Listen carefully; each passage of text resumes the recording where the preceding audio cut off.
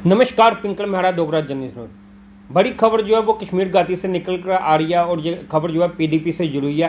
PDP की अध्यक्ष महबूबा मुफ्ती ने एक पत्रकार वार्ताकार संकेत दिए हैं कि वो लोकसभा चुनावों में कश्मीर घाटी से अपने उम्मीदवार उतार सकती हैं। आपको बताते चलें, इस पत्रकार वार्ता में महबूबा मुफ्ती ने नेशनल कॉन्फ्रेंस के फारूक अब्दुल्ला और उमर अब्दुल्ला के रवैये पर भी सवाल उठाया। उन्होंने कहा कि जिस तरीके का बर्ताव उन्होंने किया है उसके चलते उनको काफ़ी दुख पहुंचा है और उनके जो वर्कर है उनका काफ़ी ज़्यादा प्रेशर है कि वो इस जो लोकसभा के चुनाव हैं इसमें अपने उम्मीदवार उतारें। क्या कहा महबूबा मुफ्ती ने, आइए आपको सुनाते हैं।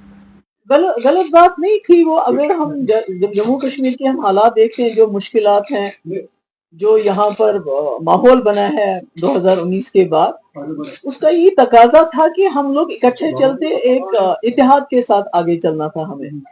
और क्योंकि आपको मालूम है हजारों नौजवान हमारे जेलों में बंद हैं, बात नहीं आप कर सकते हो। हमारी तो क्या बात, आप जो जर्नलिस्ट हैं बात करते हैं, कितने सारे हैं हमारे जर्नलिस्ट बंद हैं। हमारे नौजवान बाहर की जेलों में इस वक्त खुदा ना खासा सड़ रहे हैं, मुसीबत में हैं। मुलाजिम क्या है, उसके घर वाले बात नहीं कर सकते। हर हिसाब से देखिए कि एक बहुत ही जाति का माहौल चल रहा है, तो इस माहौल में हमारा इकट्ठे चलना बहुत जरूरी था। और यही वजह थी कि मैंने बॉम्बे में जब इंडिया अलायंस की मीटिंग हुई, तो मैंने वहां जब जम्मू कश्मीर की बात चली तो मैंने कहा वहां पर कि फारूक साहब हमारे सबसे सीनियर लीडर हैं, जम्मू कश्मीर के हवाले से ये फैसला करेंगे।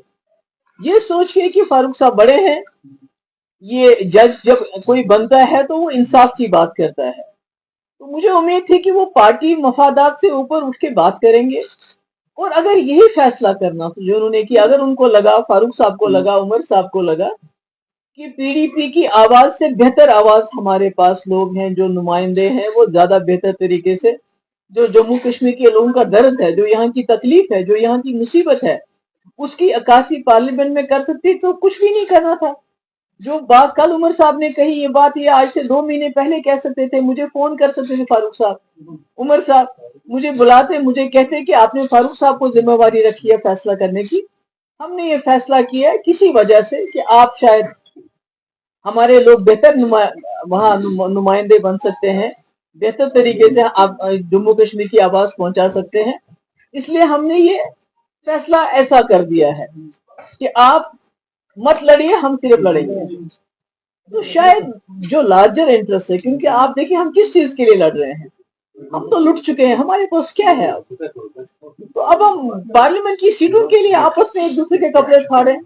तो अगर फारूक साहब ने या उमर साहब ने मुझे बुला के ये कहा होता कि आपने चूंकि फारूक साहब के ऊपर जिम्मेवारी छोड़ी है, हमें लगता है कि आप लोग शायद अच्छी तरह हमारी मुश्किलात की अक्कासी नहीं कर सकते, हमारे लोग बेहतर हैं, या हमारे पार्टी वर्कर नहीं मान रहे, वट एवर इट वॉज, जो भी उनको मतलब फैसला जिस वजह से किया, तो हम सोचते लार्जर इंटरेस्ट में ऐसा ही होना चाहिए। चलिए हम पार्लियामेंट में नहीं पहुंचेंगे, ये अगर पार्लियामेंट में पहुंच के बेहतर कारकर्दगी कर सकते हैं तो ठीक है। मगर आपने देखा जिस तरह से उमर साहब ने बाहर आके हमारे साथ बात किए बगैर, हमको एतमाद में लिए बगैर, जिस तरह उन्हें, और फैसला भी आप सब ने देखा कैसे सुनाया कि पीडीपी का वजूद ही नहीं है, पीडीपी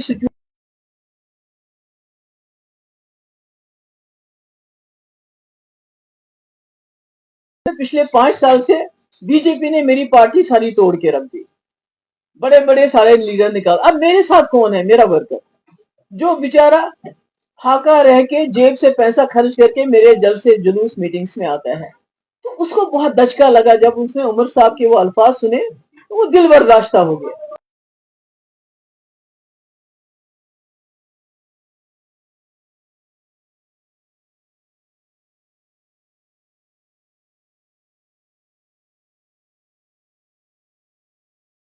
मेरे ख्याल में उस वक्त जो लहजा था उमर साहब का, वो बहुत सख्त था, और उससे मेरा वर्कर जो है बहुत ही ज्यादा मायूस हो गया और तकलीफ भी हुई। तो आज मैं किस मुंह से जाके वर्कर को बोलूंगी कि उमर साहब कहते हैं जी पीडीपी को कैंडिडेट नहीं उठाना चाहिए, उनको हमें सपोर्ट करना चाहिए। तो ये क्या ये आसान है? जब आसान था तब तो इन लोगों ने किया नहीं, जब इनको ऐसा करना चाहिए था तब तो किया नहीं। और जब आप घर में किसी को बड़ा बनाते हो, मालिक बनाते हो, जज बनाते हो, तो जज का फर्ज बनता है वो जाती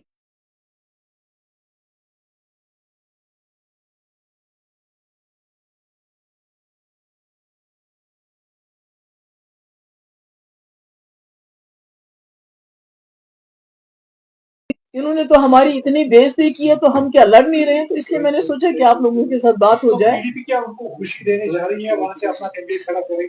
देखिए, पीडीपी तो इन्होंने तो हमारे पास कोई रास्ता ही नहीं रखा।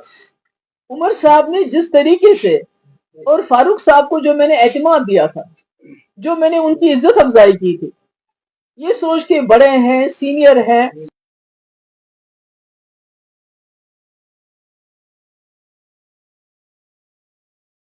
तो एटीट्यूड बिल्कुल डिफरेंट होता है। वो शायद ये कहते हैं कि हम कोई सीट नहीं लड़ेंगे, आप ही तीनों लड़ो, अगर इससे जम्मू कश्मीर की आवाज पार्लियामेंट तक पहुंच जाती। मगर मुझे अफसोस है कि मैंने तो कह दिया, मैंने तो अपना फर्ज निभाया, मगर जो उन्होंने किया, और उसके ऊपर से जो उमर साहब की बाद में प्रेस कॉन्फ्रेंस थी, वो बहुत अनफॉर्चुनेट थी, वो बहुत दिल को खराब करने वाली थी कि पीडीपी कौन है, इनका वजूद कहाँ है, ये क्या है। तो उससे तो उन्होंने हमें बहुत दूर धकेल दिया, हमें तीसरे, चौथे, पांचवें नंबर पे भी नहीं माना, और ये कहा कि हम असेंबली इलेक्शन में सोचेंगे कि इनका बिहेवियर कैसा होगा, इनका कंडक्ट कैसा होगा। ये तो मुझे लगता है कि ये जाती थी, खासकर मेरे वर्कर के साथ, जो बहुत मुसीबत में मेरे साथ इस वक्त चल रहा है, जबकि सारी एजेंसीज का दबाव, हर मुश्किल उसको सहनी पड़ रही है, और मेरे पीछे वो चट्टान की तरह खड़ा है। तो उसके लिए ये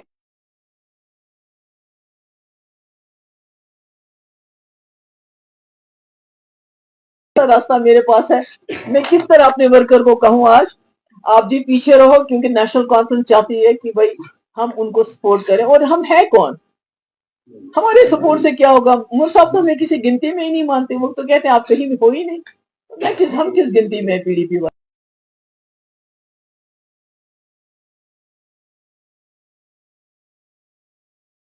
लोगों पे छोड़ेंगे, लोग क्या फैसला करते हैं, लोग किस आवाज को पार्लियामेंट में पहुंचाना चाहते हैं आज इस सिचुएशन में। Thank you. आजाद भी थे, उसने बोला कि हमें किसी के साथ कॉम्पिटिशन नहीं है, हमारा मकसद ये है कि स्टेट में वापस आए।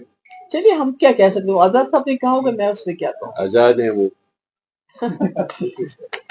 तो मैम, क्या अभी तक कैंडिडेट्स का कोई खाता आपके सामने आया है, कौन कौन से, जैसे कि अभी? नहीं, अभी तो आपको, मैं तो नहीं, मैं तो पार्लियामेंट्री बोर्ड की चेयरपर्सन